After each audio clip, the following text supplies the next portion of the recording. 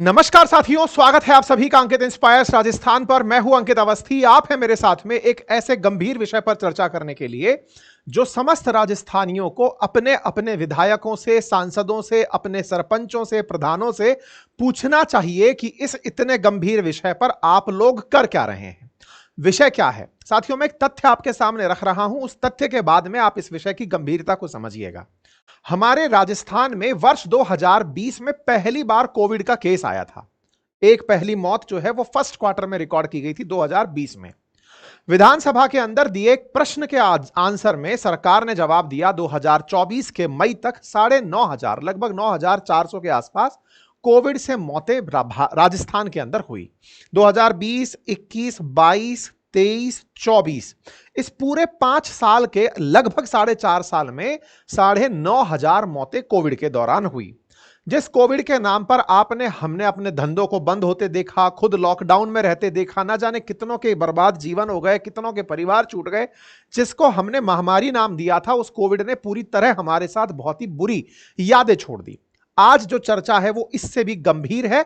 आवश्यकता है कि आप इसे गंभीर मानते हैं या नहीं मानते, क्योंकि कई बार हमारे देश में और हमारे राज्य के लोगों में एक बड़ी दिक्कत है, और वो ये है कि मेरे साथ दिक्कत नहीं है तो किसी और की दिक्कत से मुझे क्या लेना देना। और इसी विषय को आज मैं आपके सामने उठा रहा हूं एक आंकड़े के साथ। साथियों, 4.5 साल में 9,500 मौतें लगभग, वहीं प्रति वर्ष लगभग 11,500 मौतें।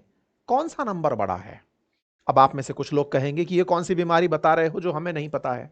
साथियों, आज एक बहुत बड़ी बीमारी जो असल में सिस्टम को हो रखी है, असल में सरकारों को हो रखी है, असल में उन लापरवाह सरकारी अधिकारियों को हो रखी है जिनकी लापरवाहियों ने आज हम सबको अपने करीबियों से दूर होने के लिए विवश कर दिया है।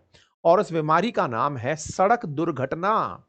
आप में से कुछ लोग कहेंगे, अरे छोड़ो यार, हर दिन का अखबार खोलते हैं एक ही न्यूज देखने को मिलती है कि फलाना एक्सीडेंट हो गया। ठीक है सर, आजकल हम रोड एक्सीडेंट्स पढ़ते नहीं है सर। हमारे सामने भास्कर पत्रिका जैसे जब अखबार आते हैं हम यूं पलट के छोड़ देते हैं कि ये न्यूज थोड़ी पढ़नी है। कुछ बड़ी ब्रेकिंग बताओ जो बोल्ड लेटर्स में लिखी गई हो। छोटी मोटी खबर में तो हम ये ढूंढते हैं हमारा कोई मरा कि नहीं मरा। सोचिए ना, हर दिन अखबार की सुर्खियां बनते हैं, लेकिन हम खोजते क्या हैं? हमारा कोई मरा क्या। हम आजकल इतने ज्यादा उदासीन हो गए हैं कि 10, 20, 50 लोग एक बार में ना मरे तो शायद हम उस खबर को भी ना पढ़ें। हम इतने ज्यादा इन खबरों पर प्रतिक्रिया देना बंद कर चुके हैं कि हमें यह रोज की बात लगने लगी है। लगे भी क्यों ना। आपको जानकर आश्चर्य होगा, प्रतिदिन लगभग 30 राजस्थानी अपनी जान गंवा रहे हैं। और ये आंकड़ा मैं नहीं, सरकारी आंकड़े बता रहा हूं। ये वो हैं जो कि मरने के बाद पुलिस स्टेशन तक पहुंचे हैं, मोर्चरी में रखे गए हैं, पुलिस के माध्यम से परिवारजनों को सौंपे गए हैं, जिनके केस दर्ज हुए हैं। और जो अज्ञात मौतें हो गई उनका तो नंबर ही भूल जाओ। जो आप तक रिपोर्ट नहीं हुई, पुलिस जहां तक नहीं पहुंच पाई, जो अनजाने में पुलिस की सूचना से परे रह गई, वो तो भूल ही जाइए। तो अब आपके सामने एक बड़ा गंभीर प्रश्न है साथियों। जहां 4.5 साल में 9,500 मौतें और प्रति वर्ष और प्रतिदिन लगभग 30 से अधिक मौतें, संभवतया ये विचारणीय तथ्य है। और जब ये विचारणीय है तो कोविड के नाम पे सरकारों ने जितने फंड बनाए और उठाए, आज ये बड़ा सवाल है कि आफ्टर ऑल हमारी जान की कीमत क्या है। और ये झकझोरने वाला प्रश्न मैं आपसे क्यों पूछ रहा हूं? क्योंकि इन दिनों जितने भी अखबार आप उठाकर देख रहे हैं, उनमें कुछ ऐसी घटनाएं आ रही हैं कि मेरी सड़क टूटी पड़ी है, गाड़ियां गड्ढे में गिरी पड़ी हैं, यहां पर सब फोटो डाल रहे हैं, भास्कर पत्रिका में कैंपेन चल रहे हैं, सोशल मीडिया पर, ट्विटर पर, सब जगह एक ही चीज चल रही है, ये सड़क टूटी है, इसे सही करो, ये करो, वो करो। कोई लेना देना नहीं, सब आरोप प्रत्यारोप खेल रहे हैं। भाजपा कहती है कि ये कांग्रेस के काल के गड्ढे हैं, कांग्रेस कहती थी बीजेपी के काल के गड्ढे हैं, सबके गड्ढे हैं, और हम अपनी तरफ से केवल सुस्त पड़े हैं। मेरे प्यारे साथियों, हाल ही में भरतपुर के अंदर एक वाकया हुआ जिसने सब लोगों को इस बात से आशंकित कर दिया कि राज्य का जो मुखिया है, मुख्यमंत्री है, जो बिलोंग करता है भरतपुर से, अगर वहां के ये हाल हैं तो बाकी 41 जिलों के क्या हाल होंगे। मैं ऐसा क्यों कह रहा हूं? पिछले शनिवार को एक मां बेटे मोटरसाइकिल पर बैठकर जा रहे थे। सामने चल रहे एक ट्रॉली ने एक गड्ढे को बचाने के लिए जैसे ही गड्ढे की तरफ यात्रा की, ट्रॉली पलट गई। ट्रॉली पलट गई, मां और बच्चे एक बाइक पर सवार थे, वो उसके अंदर दब गए।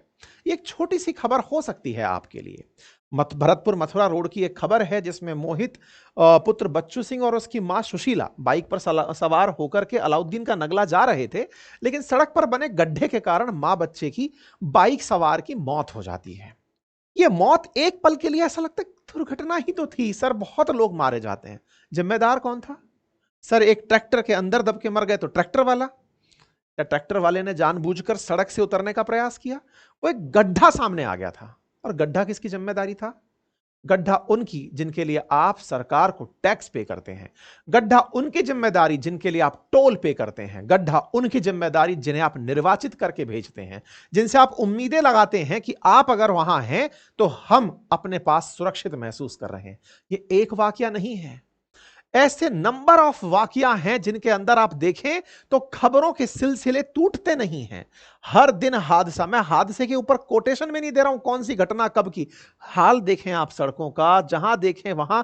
हद तो यह है कि सड़कें बनने से पहले, उद्घाटन से पहले पूरी पूरी बह जा रही हैं। जयपुर जैसी जगह पर सड़कों में इतने बड़े बड़े 12 फुट गहरे गड्ढे बन जा रहे हैं। मतलब ये जयपुर के हाल हैं, सड़क अचानक बीच में से गायब हो जा रही है। सोचिए ना, उस दौर में किसी का तो बच्चा, किसी का पति, किसी का बाप, किसी का अरे जिम्मेदार, कोई तो घर का रिश्तेदार, कोई तो व्यक्ति ऐसा होगा जो अपनों को इन गड्ढों की बलि देगा। और जब इन गड्ढों को जाकर के आप ही अपनी तरफ से, अपनी बलि से ही संचित करने वाले हैं, तो हम जवाबदेहों से क्या पूछें?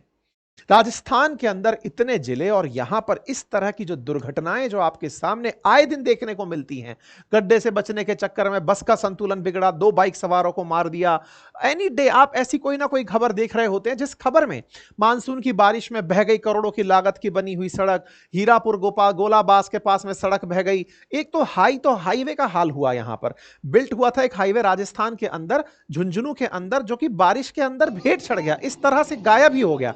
मतलब बनने के तुरंत बाद, मतलब सोचने की बात है, जिसने भी सड़क बनाया होगा, सड़क के अंदर एक ढलान होती है। कुछ लोग कह सकते हैं अरे सर बारिश एक्सपेक्टेड नहीं थी, तो फिर काहे के सिविल इंजीनियर थे भाई? आपको अगर सड़क के अंदर ढलान नहीं दिख रहा है कि सड़क की ये ढलान है, अगर पानी का बहाव आएगा यहां से निकलेगा, तो आपको यहां पर व्यवस्थाएं रखनी थी ना। यही तो काम है आपकी इंजीनियरिंग का, इसी के लिए तो सरकार आपको तनख्वाह दे रही है, अदरवाइज तो फिर जन सहयोग से बनवा लिया जाएगा। आप देखें इस तरह से बीच सड़क में, आप विचार कीजिए कि आप मध्य रात्रि में इस तरह की सड़कों से निकल रहे हो, आप अचानक गड्ढे की बलि चढ़ जाएं, इस कार की तरह गाड़ी में बह जाएं। इस तरह के रास्ते जो अचानक सही से चलते रास्तों में बीच में आप आए, आपकी गाड़ी एकदम उछले या गाड़ी बचाएं, अचानक बचती गाड़ी से कोई सामने चपेट में आ जाए। हालात जयपुर कर देखें आप, तो जयपुर के इन हालातों ने तो पूरे कोर्ट को झकझोर दिया। कोर्ट खुद उठ करके खड़ी हुई, कोर्ट ने कहा कि ये हो क्या रहा है भाई? सड़कों के हालात अगर ऐसे हो रहे हैं, ऐसे ही सत्ता पक्ष से विपक्ष के नेता सवाल पूछ रहे हैं कि साहब ऐसा क्यों हो रहा है, जबकि ऐसा नहीं है। 2018 के अंदर 28 लोग मरते थे जब इनका काल था, उस समय प्रतिदिन 28 लोगों की सड़क दुर्घटनाओं में मौत होती थी। लेकिन इस बात को ध्यान में रखते हुए, जो इस साल हो रहा है, इसको ध्यान में रखते हुए सवाल बड़ा बना कि भाई शहर का नाम पिंक सिटी है या सिंक सिटी है, डूबने वाला शहर। ऐसा क्यों कह रहा हूं मैं भाई? जयपुर के साथ में एक राजस्थान की धरोहर यूनेस्को के स्तर पर जुड़ी है। राजस्थान का Jaipur UNESCO world heritage city है, जिसकी वजह से ना जाने कितने सारे टूरिस्ट जयपुर घूमने आते हैं। आज आप जयपुर को उठाकर देखिए, घंटों का जाम लगा रहता है। घंटों के जाम से लग रहा है किसी को ना तो पेट्रोल की परवाह है, ना प्रशासन नींद में सो रहा है। जाम क्यों लगाए? बोले लगा हुआ है, चल रहा है, प्रशासन सक्रिय है, एक बोर्ड लगा देते हैं कार्य प्रगति पर है। साहब जयपुर के ये हालात हैं, और कार्य प्रगति पर है ये कहकर के हमें बताया जाता है कि जिम्मेदार लगे तो हैं, आप अपना रास्ता देखिए। अरे तो जिम्मेदारों, आपने जो ये सड़कें खोद कर पटक रखी हैं, जिन सड़कों से होकर के लोगों को अपने घरों का गंतव्य पहुंचना है, ये आपके लिए शर्म की बात है, आपके प्रबंधन पर सवाल है। आप ऐसी व्यवस्थाएं क्यों नहीं बना पा रहे जिससे ट्रैफिक के अंदर फंसा व्यक्ति कम से कम समय पहुंचे? और इंटरेस्टिंग बात, आप बारिश हो जाने दीजिए जयपुर के अंदर, एक 10 मिनट की बारिश और घंटों का जाम, सड़कें तालाब बन जाती हैं। और प्रशासन कहता है बारिश में तो इतनी अपेक्षा आप रख ही सकते हैं, रेगिस्तान में जो बारिश होने लगी है। अरे तो महानुभावों, हर साल एक ही चीज रिपीट हो रही है, तो आप क्या सोच रहे हैं? पिछली साल जो हुआ था वो इस साल हो गया, तो छोड़िए ना, ये तो रिपीटिशन है। सब साल में अगर 10 दिन आप इस वजह से परेशान रह लिए तो क्या ही फर्क पड़ गया है?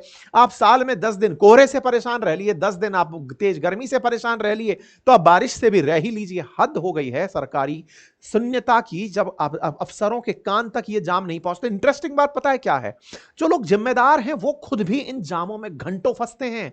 जो अधिकारी सेक्रेटेरिएट से निकल करके, विधानसभाओं से निकले विधायक, ये जब लोग निकलते हैं ये भी घंटों जाम में फंस जाते हैं। क्यों? क्योंकि हर किसी के पास प्रोटोकॉल तो है नहीं, और फंस करके केवल और केवल गरिया रहे होते हैं कि साहब देखिएगा ये व्यवस्था फलाने सिंह की वजह से बिगड़ गई है, प्रशासन कुछ नहीं कर रहा है। अरे आप ही जिम्मेदार हैं, अगर जिम्मेदारी ढंग से निभा लिए होते तो हाल ये नहीं होता। इससे बड़ी भी शर्मिंदगी इस बात पर है कि पूरे देश का जो बजट है ना, सड़क बनने का जो केंद्र का बजट है, उसमें सबसे बड़ा बजट राजस्थान को मिलता है। अगर 1.5 लाख करोड़ का सरकार का, केंद्र सरकार का हिस्सा है ना सड़क निर्माण का, तो लगभग 65,000 करोड़ केवल राजस्थान के हिस्से आया था, क्योंकि यहां से काफी सारे एक्सप्रेस हाईवेज, नए ग्रीनफील्ड हाईवेज, नई सारी पुलियां ये सब बननी थी। खुद राजस्थान सरकार ने हजारों करोड़ का सड़क निर्माण पर बजट दिया हुआ है। अरे ये हजारों करोड़ जा गा रहे हैं, किसकी जेब में जा रहे हैं साहब, दिख नहीं रहा है हमको ये हो क्या रहा है, किस सड़क के ऊपर काम कर रहे हैं। कोर्ट ने खुद स्वतः संज्ञान लेते हुए कहा कि इन सड़कों की बुरी हालत के चलते आर्टिकल 21 जो जीने का अधिकार देता है, और आर्टिकल 49 जिसके अंदर कॉन्स्टिट्यूशन ये डायरेक्शन देता है कि आप कल्चरल और आर्किटेक्चरल वेल्थ की सुरक्षा करेंगे, क्या हो रहा है? राज्य के अंदर कुछ नहीं हो रहा है। स्वतः संज्ञान ले लिया कोर्ट ने कि बताइए ये क्या हो गया है भाई। कोर्ट पूछती है कि बुनियादी संरचनाओं की समस्या चलते ढहते हुए एक डूबते शहर में भारत, राजस्थान का जयपुर बदल जाएगा। ये हाईकोर्ट का स्टेटमेंट है। मतलब हाईकोर्ट चिंतित हो रही है, हाईकोर्ट को समझ में आ रहा है। हाईकोर्ट के जजेस गांधीनगर से निकल करके हाईकोर्ट तक जा रहे हैं, इतनी सी देर में भी उनको समझ में आ रहा है कि क्या हालात हो रहे हैं। यहां तो विधायक कोने कोने से निकल करके विधानसभा पहुंचते हैं, सेक्रेटरीट जो के अंदर बैठे सेक्रेटरी पूरे राज्य का दौरा करते हैं, उन्हें दिखाई नहीं दे रहा है कि हालात क्या है। जयपुर के ये हालात हैं, अंतरराष्ट्रीय स्तर पर जिसे आप हेरिटेज सिटी के नाम पर प्रमोट करते हैं, उसके हालात ऐसे हैं कि देख करके वाकई में हेरिटेज हेरिटेज रह नहीं जाएगा साहब। इस तरह की गंदगी, नाले, उफान मारती हुई सड़कें, ये देखने लायक स्थितियां, क्या जिम्मेदारों को ये 1% भी गवारा होती हैं? ये स्थितियां जो बनकर आती हैं, आप कहेंगे बारिश है तो ऐसा तो होगा ही। अरे तो बारिश है तो आपने क्या किया? बारिश है तो आपने इससे बचने के लिए क्या किया? एक ड्रेनेज सिस्टम नाम की चीज होती है। पूरी दुनिया में बारिश के बाद हालात बिगड़ते हैं, बारिश आने के बाद सड़कों पर पानी होता है। जिम्मेदारी आपने कैसे निभाई? किस तरह का ड्रेनेज सिस्टम आपने विकसित किया? क्या आपने, अगर मान लीजिए सड़क बिगड़ रही है तो आपने पाथ होल्स को भरने के लिए क्या किया? क्या आपके पास ऐसी तत्काल क्योंकि बारिश का पानी पूरे टाइम सड़क पर भरा रहे, इसके लिए जरूरी है कि गड्ढे खुले छोड़ दिए जाएं, आपने गड्ढों को भरने के लिए क्या किया? हालात यह है कि सड़कों के हाल देख करके शर्म आती है कि किस जिम्मेदार से हम क्या अपेक्षा रख रहे हैं। हालात इस तरह के हैं कि सड़कें मौत का कारण बन जा रही हैं। हालात इस तरह के हैं कि मौतों के नंबर में हम देश के अंदर टॉप नंबर्स में चल रहे हैं। आप स्थितियां देखें, ये 2018 का जो सरकारी आंकड़ा सरकार ने निकाला, मैं वहां से एक रेफरेंस केवल लेकर आया हूं कि प्रतिदिन 61 एक्सीडेंट राजस्थान में होते हैं, उनमें से 28 लोग मर रहे हैं। 18 का आंकड़ा दे रहा हूं मैं, उसके बाद तो ये आंकड़े दिन पे दिन बदलते जा रहे हैं साथियों। प्रति महीने 860 लोग केवल दुर्घटनाओं में मर रहे हैं। रोड एक्सीडेंट के ये आंकड़े सरकारी हैं जो मैं आपके सामने साझा कर रहा हूं। हजारों की संख्या में सरकारी आंकड़े चिल्ला चिल्ला कर एक ही बात कह रहे हैं कि हे सरकार, हम मर रहे हैं, हमें बचा लो। हमारे हालात के लिए जिम्मेदारों को कम से कम कुछ तो सजा दो, क्योंकि कहीं ना कहीं ये लोग जो घर से बाहर निकले हैं, ये आपकी अर्थव्यवस्था के लिए ही जिम्मेदार हैं। जिस कोरोना के नाम पर पूरा देश सर पर उठा करके सरकारें दौड़ रही थी, वो कोरोना कुल 9,746 लोगों की जान लिया राजस्थान में। यहां तो प्रतिदिन के हिसाब से 30 जानें ले रही है। सड़कें जिसके जिम्मेदार हमारी आंखों के सामने बैठे हैं, इतने लाखों किलोमीटर की सड़कें बनाने के बावजूद भी इतना लाखों करोड़ रुपए तक का राजस्व अर्जन, करोड़ों रुपए का राजस्व अर्जन हो रहा है। सरकार की तरफ से, केंद्र सरकार की तरफ से बजट आ रहे हैं, राज्य सरकार की। इंटरेस्टिंग बात देखिए, ये जो बात मैं आपके सामने रख रहा हूं, इस बात की थोड़ी गहराई को समझिए। एक बार नितिन गडकरी जी ने खुद अपनी तरफ से यह बात मेंशन करते हुए कहा कि हमने 4,80,000 रोड एक्सीडेंट्स देखे हैं, जिनमें से 1,80,000 लोगों की जान गई है। यह नितिन गडकरी जी का मार्च में बयान है, और उसमें पता है वो क्या कह रहे हैं? वो कह रहे हैं कि इन मौतों से हमारी देश की जीडीपी को 3% का नुकसान हुआ है। इसमें एक बात और वो मेंशन कर रहे हैं, और वो मेंशन करने वाली बात यह है कि इसके पीछे असल जिम्मेदार कौन है। यह बात मुझे पता चली, वो सिविल इंजीनियर्स इसके पीछे बड़े जिम्मेदार जिम्मेदार हैं जो डीपीआर बना करके लेकर आते हैं। 10 साल के अंदर उन्होंने कहा कि मैं किसी को ब्लेम तो नहीं करना चाहता, लेकिन जो डिटेल प्रोजेक्ट रिपोर्ट लेकर के ये लोग आते हैं वो इस काम के लिए सबसे ज्यादा जिम्मेदार हैं। हमारे यूथ जो इस तरह के ऑब्वियस सी बात है ना, सड़कों पर जो व्यक्ति चल रहा है वो किसी काम से जा रहा है, वो डॉक्टर है, इंजीनियर है, कारीगर है, टीचर है, कोई तो काम करने जा रहा है ना। 1,80,000 साल के लोग हमारे मर रहे हैं। हमारे इतने कोरोना ने भी नहीं मारे थे दोस्तों जितने ये सड़कें मार डाल रही हैं। अब सवाल आती है कि केवल सिविल इंजीनियर को टारगेट करके काम चल जाएगा? जी नहीं, अल्टीमेटली कोई तो जिम्मेदार है ना। जिम्मेदारों को क्या सजा दी? क्या हम ये जिम्मेदारी तय कर सकते हैं कि ऐसी दुर्घटनाओं पर उस क्षेत्र के कौन से अधिकारी हैं जो सड़क के लिए जिम्मेदार हैं? स्वायत्त विभाग के कौन से हैं? सड़क निर्माण के कौन से हैं? राज्य के कौन से अधिकारी जो इसके लिए जिम्मेदार हैं? उनकी जिम्मेदारियां क्यों नहीं तय की जा सकती? हम अपने विधायकों और सांसदों के साथ जब बैठे इन नंबरों पर क्यों चर्चा नहीं करते कि विधायक जी आपके कालखंड में हमारे यहां पर इतने लोगों की जान चली गई, इसका क्या होगा? ये कौन सवाल करेगा? ये बहुत बड़ा सवाल है साथियों। आपको जानकर के ये नंबर देखना चाहिए कि राजस्थान को 67,000 करोड़ रुपए का बजट मिला था। 67,000 करोड़ का अलोकेशन 1,42,00,000 करोड़ रुपए के केंद्र के बजट में से हुआ है। 67,000 करोड़ का यह बजट राजस्थान का केंद्र के जितने भी बड़े बजट थे उनमें सबसे बड़ा केवल और केवल राजस्थान को अलोकेट हुआ है, जिसमें हमें 2829 किलोमीटर की सड़क, 28 फ्लाईओवर बनाने थे। इंटरेस्टिंग फैक्ट सुनिए, इसके बाद में राजस्थान सरकार ने खुद 87,438 करोड़ रुपए का बजट अलोकेट किया सड़क निर्माण के लिए, यानी कि 1.5 लाख करोड़ रुपए राज्य में सड़क निर्माण पर खर्च हो रहे हैं। और उसके बावजूद अगर 30 से अधिक जाने जा रही हैं तो यह प्रश्न बड़ा है। और इतना ही नहीं, राज्य में 200 विधायक हैं और प्रति विधायक प्रति वर्ष 5 करोड़ रुपए का एमएलए लेड दिया जाता है, लोकल एरिया डेवलपमेंट के नाम पर फंड दिया जाता है। 200 विधायक हैं, 25 एमपी हैं जो राज्य लोकसभा में हैं, 10 एमपी हैं जो राज्यसभा में हैं। इस तरह से हमारे 235 लोग ऐसे हैं जिनके पास 5 करोड़ प्रति व्यक्ति के हिसाब से फंड आता है।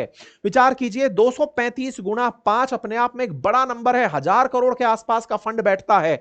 उसके बावजूद भी अगर हमारे राज्य के 30 लोग प्रतिदिन मर रहे हैं तो यह सवाल निश्चित सरकार से होगा, यह जिम्मेदारों से होगा कि इनके लिए आप क्या कीजिएगा। यह जवाब नहीं हो सकते। उप मुख्यमंत्री कह रही हैं कि पुराने राज्य के गड्ढे हैं उनको हम भर रहे हैं। नहीं साहब, पुराने राज्य में भी थे, आपके राज्य में भी हैं। आप अगर इसी बात को करने के लिए थे तो पुराने राज्य से इस राज्य में परिवर्तित क्या हुआ? 1.5 साल बदल गए, आपका सत्ता परिवर्तन राज्य के विकास के लिए था।